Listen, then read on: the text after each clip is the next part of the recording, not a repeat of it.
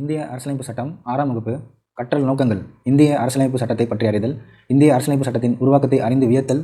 இதன் சிறப்பம்சங்களை அறிந்து போற்றுதல். அடிப்படை உரிமைகளையும் கடமைகளையும் அறிந்து அவற்றை பின்பற்றுதல். நுழையும் முன் இப்பாடம் இந்திய அரசியலமைப்பு சட்டம் உருவானதை விளக்குகிறது.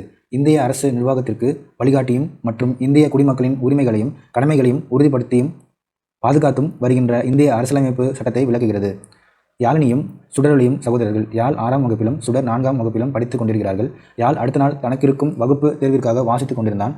அனைத்து வீட்டு பாடங்களையும் செய்து முடித்திருந்த மகிழ்ச்சியில் சுடர் தொலைக்காட்சியில் சிறுவருக்கான திரைப்படம் பார்த்து கொண்டிருந்தான். தொலைக்காட்சியின் ஒளியை மிகவும் அதிக அளவில் வைத்திருந்தான் சுடர். அது மட்டுமின்றி அந்த படத்தில் பெரிதும் லயித்தவனாய் சத்தியமாய் சிரித்தபடியும் கைகளை தட்டியபடியும் ரசித்துக் கொண்டிருந்தான். இந்த இரைச்சல் யாழை அவனது படிப்பில் கவனத்தை குவிக்க விடாமல் தடுத்தது. எனவே அவன் தொலைக்காட்சியின் ஒளி அளவை குறைக்குமாறு சத்தமிடாமல் அமைதியாக பார்க்குமாறு சுடரை கேட்டுக்கொண்டான். யாழினியது கோரிக்கையை சுடரொலி காது கொடுத்து கேட்கவில்லை. திரும்ப திரும்ப கேட்டுக்கொண்டும் சுடர் தொலைக்காட்சியின் ஒளி அளவையோ தனது இரைச்சலையோ குறைத்துக் கொள்ளவில்லை. சுடர் மறுப்பதையும் தனக்கு அடுத்த நாள் வகுப்பு தேர்வு இருப்பதையும் அப்பாவிடம் சென்று முறையிட்டான். அண்ணன் தேர்வுக்கு படிக்கிறான் தானே, அவனை படிக்க விடாமல் தொந்தரவு செய்தால் தவறுதானே என்றார். நான் தான் திரைப்படம் பார்க்கிறேன்ல, இவன் மட்டும் என்னை படம் பார்க்க விடாமல் தொந்தரவு செய்யலாமா என்றான் சுடர். படிப்பதும் படம் பார்ப்பதும் ஒன்றல்ல தம்பி என்றார் தந்தை. ஆனால் இதற்கு உடன்படவில்லை சுடர். யாழிற்கு போலவே இது தனக்கும் வீடுதான் என்றும் அவனுக்கு படிக்க உரிமை இருக்கிறது என்றால் தனக்கு படம் பார்ப்பதற்கும் உரிமை இருப்பதாகவும் கூறினான்.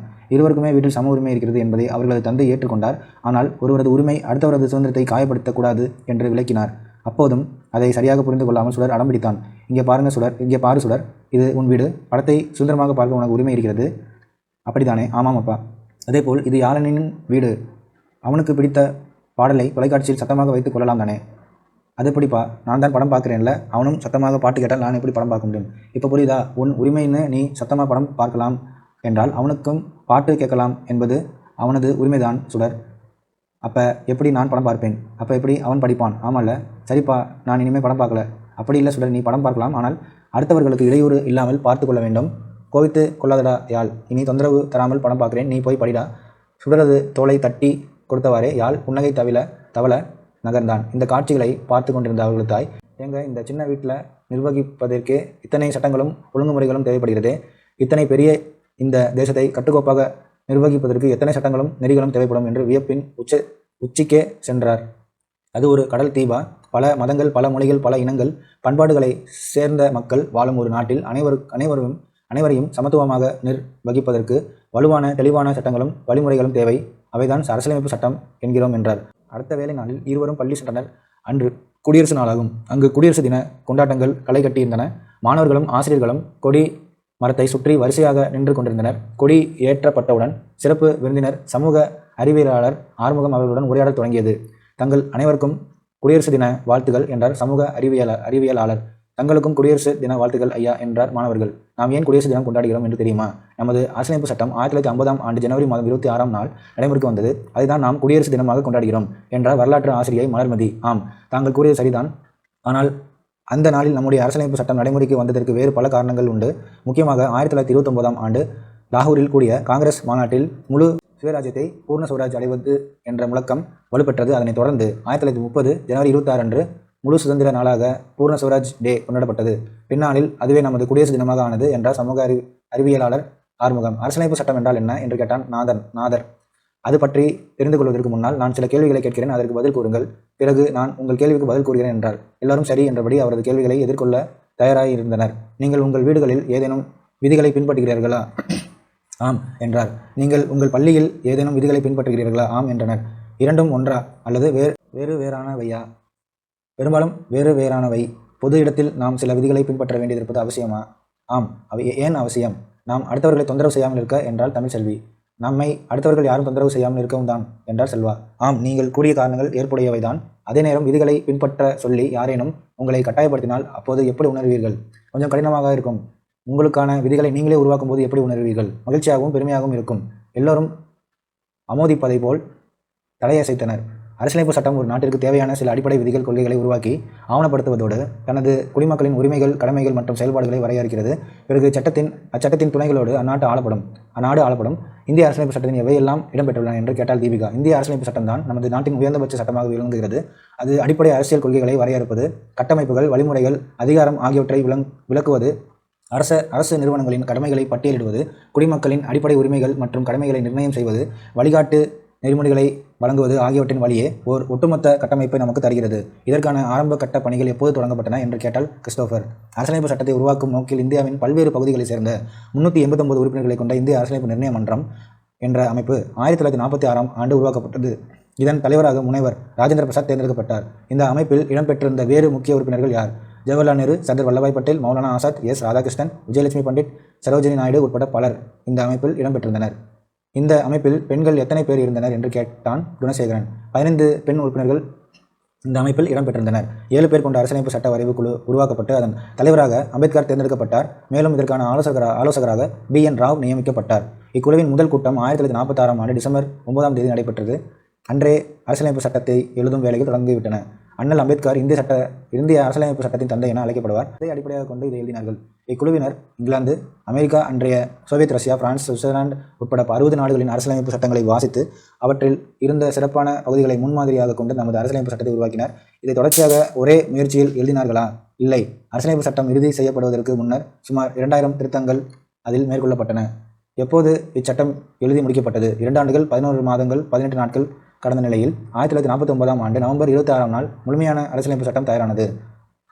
இந்திய அரசியலமைப்பு நிர்ணய மன்றம் நமது அரசியலமைப்பு சட்டத்தை அன்றுதான் ஏற்றுக்கொண்டது. ஆகையினால் தான் அந்த நாள் அரசியலமைப்பு சட்ட நாளாக ஆண்டுதோறும் நாம் கொண்டாடுகிறோம் அல்லவா என்று கேட்டான்.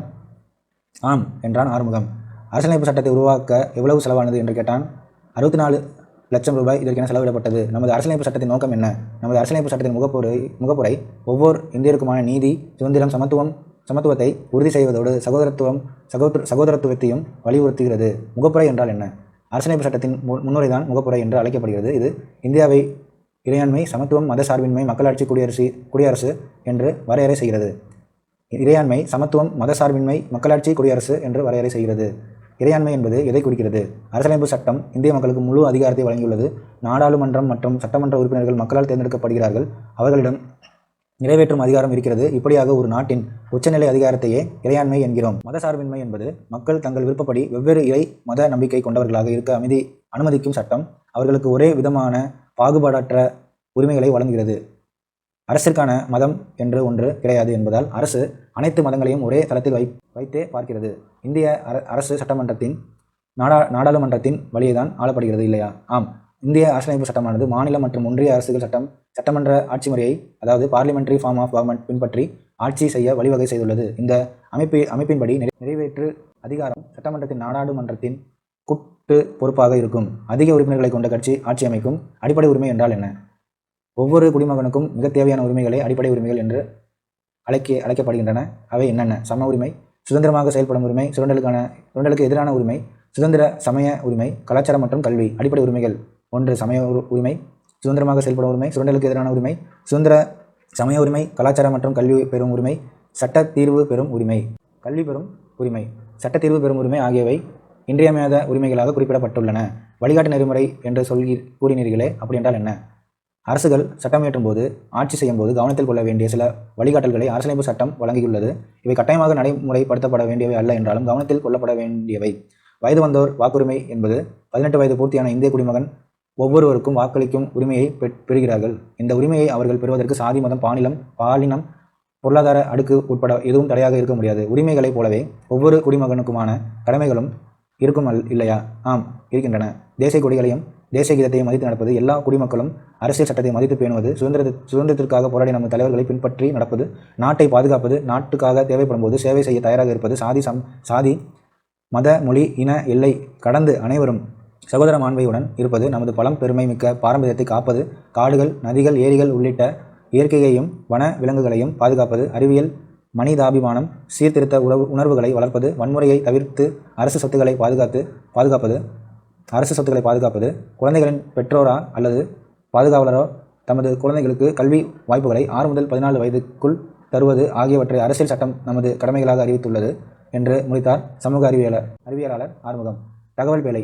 அரசியலமைப்பு சட்ட வரைவு குழுவில் doctor B.R. Ambedkar, N. Gopalaswami, K.M. Munshi, Syed Mohammad Saadulla, N. Madhava Rao, T.T. Krishnamachari, Alladi Krishnaswamy ஆகிய சட்ட வல்லுநர்கள் இடம்பெற்றிருந்தனர். இக்குழுவின் தலைவராக டாக்டர் B.R. அம்பேத்கர் தமது அரசியல் சட்டத்தை உருவாக்கிய முதன்மை சிற்பியாக கருதப்படுகிறார். நமது அரசியல் சட்டம் உருவான போது 395 உறுப்புகள், 22 பகுதிகள் மற்றும் 8 அட்டவணைகள் இடம்பெற்றிருந்தன. தற்போது 448 உறுப்புகள், 25 பகுதிகள், 12 அட்டவணைகள் இடம்பெற்றுள்ளன. இந்திய அரசியலமைப்பு சட்டம் 30/10/2021 வரை 105 முறை திருத்தப்பட்டுள்ளது. இந்திய அரசியலமைப்பு சட்டத்தின் உண்மை பிரதிகள் இந்தி, ஆங்கிலம் நாடாளுமன்ற நூலகத்தில் ஹீலியம் வாயு நிரப்பப்பட்ட பேழையில் வைத்து பாதுகாக்கப்பட்டு வருகிறது.